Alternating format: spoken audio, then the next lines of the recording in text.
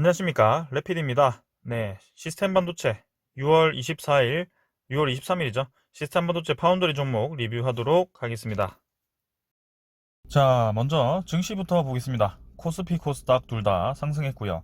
12포인트 0.4% 오르면서 코스피 좋게 진행, 코스닥도 0.5% 정도 상승했습니다. 자, 하지만 수급 자체는 코스피로는 몰리다기보다는 외국인과 기관이 오늘 코스닥 위주로 매수를 했고요. 특히 이제 바이오나 진단키트 종목들이 또다시 힘을 받는 모습입니다. 자, 인도의 그 델타 바이러스죠. 델타 바이러스가 또 전 세계적으로 대유행 조짐이 보이면서 진단키트 종목들이 아주 핫하게 좀 올라갔고요. 거기에 대한 백신 종목들도, 백신 생산 종목들도 좀 올라간 것 같습니다. 자, 이렇게 계속해서 코로나에 대한 불확실성이 이어지다 보니까 이 제조업에 관련된 종목들이 가야 되나 말아야 되나 뭐 그렇게 자꾸 애매한 위치를 좀 잡고 있는 것 같습니다. 일단 그 테이퍼링에 대한 우려는 오늘 약간 일단락 된 것 같고요. 오늘 기사를 한번 보시면 네, 여기 있네요. 파월 의장이 또 얘기를 했습니다. 다가올 인플레가 무서워서 미리 금리를 올리지 않겠다. 그래서 시장에 이제 안정감을 좀 주었고요. 완화적 통책, 아니 뭐 완화적 통화 정책을 위한 지원을 재차 약속을 했다고 합니다. 그래서 이 인플레이션이 무서워서 금리를 너무 빨리 올리지는 않을 거라고 얘기를 했고요. 그다음에 광범위하고 포용적인 뭐 이런 내용을 하면서 좀 유화적인 내용을 전했다고 합니다. 자, 그래서 실제 뭐 인플레이션 혹은 다른 이제 불균형의 그런 증거를 기다릴 거라고 했고요.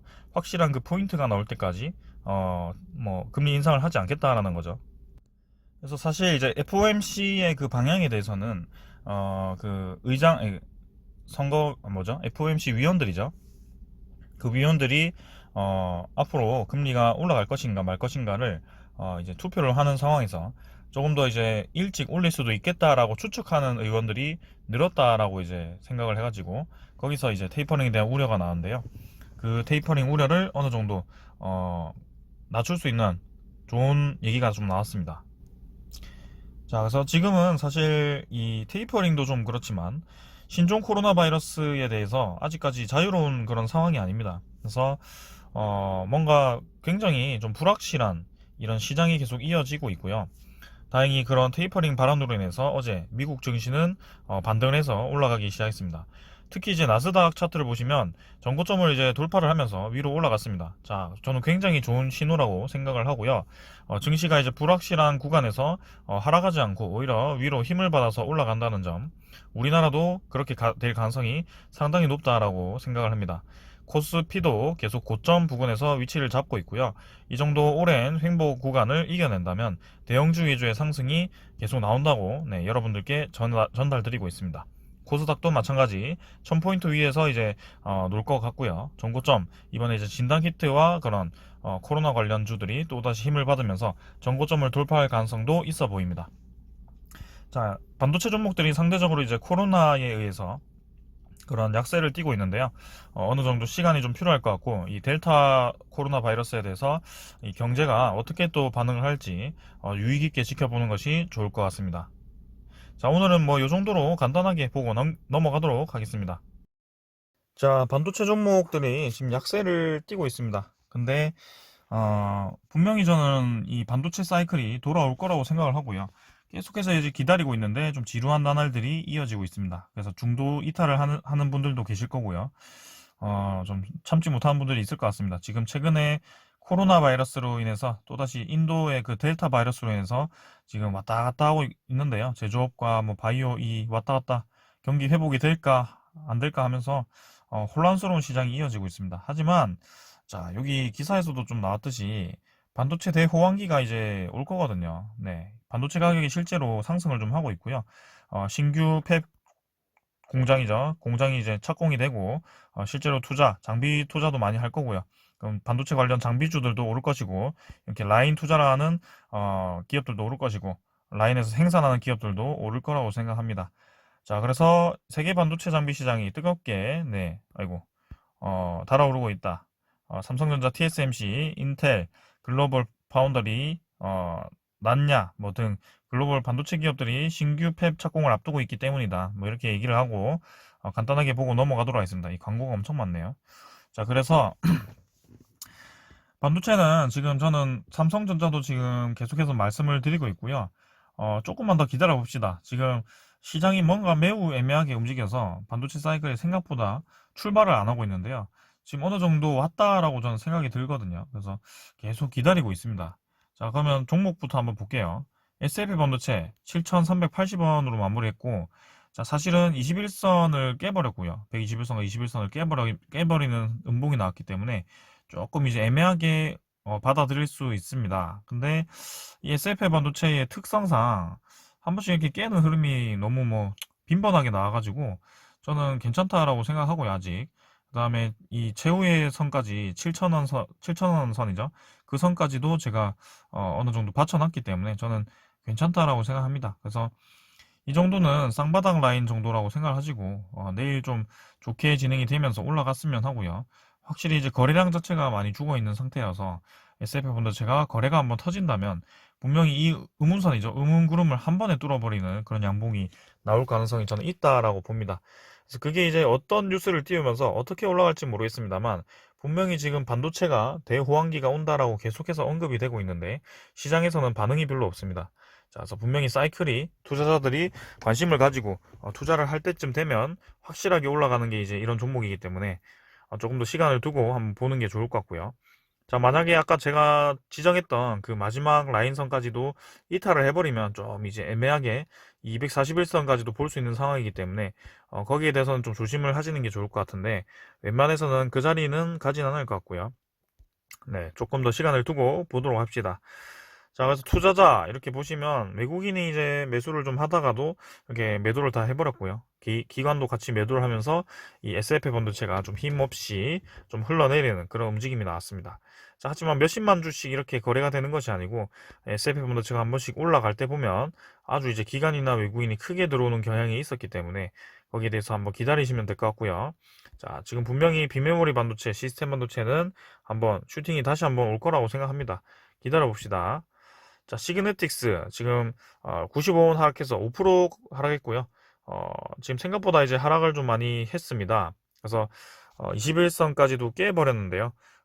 꼬리를 살면서 좀 올라왔지만 그래도 조금 불안한 움직임이 나오셨겠죠. 자, 시그네틱스 대응 어떻게 해야 되냐, 어떻게 해야 되나요? 막 그렇게 물어보시는 분들이 굉장히 많습니다. 근데 똑같이 말씀드리겠습니다. 이때도 이 하락이 나왔을 때 시그네틱스 기업이 좋지 않아서 음봉이 나온 게 아니고요. 이 기업 특성이라기보다 주식 특성이라고 할까요? 이 약간 시가총액이 낮고 뭔가 투자자들이 이 다루기 쉬운 주가를 다루기 쉬운 종목들이 이렇게 갑자기 그냥 이유 없이 떨어질 때가 있어요. 그냥 이거는 뭐라고 하죠? 차익 실현? 그 명분으로 떨어뜨리긴 하는데 좀 심하게 떨어뜨릴 때가 있죠. 근데 걱정하지 마시라. 이거는 시그네틱스는 이미 2분기, 3분기 실적이 계속 증가할 것으로 예상이 되었고 반도체 종목들이 이제 빅 사이클이 지금 기다리고 있는데 그 상황에서 이런 종목을 팔 이유가 전혀 없는 거죠. 그래서 지금 뭐 퐁당퐁당하고 올라갈 가능성이 저는 크다라고 어제도 말씀을 좀 드렸는데 뭐 21선 잠깐 깨졌다고 해서 손절을 해야 되나요? 그런 게 아니에요. 지금은 1750원 정도 라인을 또다시 디뎠다라고 생각하시면 될 것 같고요. 그러면 1750원 라인이 뭐냐? 그동안 오랫동안 뚫지 못했던 그 저항대입니다. 저항대를 지금 이제 지지 삼아서 디뎠다는 거고요. 분명히 이제 내일 좀 양봉이 나와서 좀 올려준다면 차근차근 이제 또 올리면서 이 고점을 한번 뚫어버릴 겁니다. 그래서 제가 이제 월봉으로 접근을 하라고 말씀을 드렸고요. 이 시게네틱스는 장기 이 음운 구름을 뚫어버리면서 추가로 더 상승이 나올 수 있습니다. 그래서 하락분에 대해서 자꾸 이렇게 조마조마 하실 것 같은데요. 그러면 그냥 좀 익절을 좀 하시고 올라갈 때마다 부분 익절을 하시고 내려올 때 다시 담아보는 그런 전략도 좋습니다. 그래서 거기에 대해서는 전략을 잘 세우셔서 투자를 하시고 최근에 이제 이 급락에 대해서는 외국인 투자자가 그만큼 이제 모았던 그 물량을 어느 정도 털고 나갔기 때문이라고 생각이 되는데 그렇다고 해서 시그네틱스가 끝났다라고 보기는 어렵습니다. 그래서 시그네틱스 괜찮고요. AD칩스는 뭐 유상증자 때문에 계속해서 이제 주가가 재미없이 진행이 되고 있습니다. 자, 241선 아래로 좀 떨어졌고요. 이 모습은 별로 좋지 않은데 좀 빨리 올려야 될 것 같아요. 여기서 이 바닥을 깨버리고 또 더 떨어진다면 좀 저는 좋지 않다라고 생각이 되고 자, 여기서는 AD칩스 좀 올라줘야 될 것 같아요. 자, 뭐 간단하게 넘어가겠습니다. 유상증자 이슈 때문에요. 그래서 IA도 뭐 보합 마무리했고요. 21선 위에서 계속 이제 자리를 좀 잡고 있고 61선과 같이 좀 뚫기 위해서 준비를 좀 하는 듯합니다. 그래서 한번 지켜보도록 하겠습니다.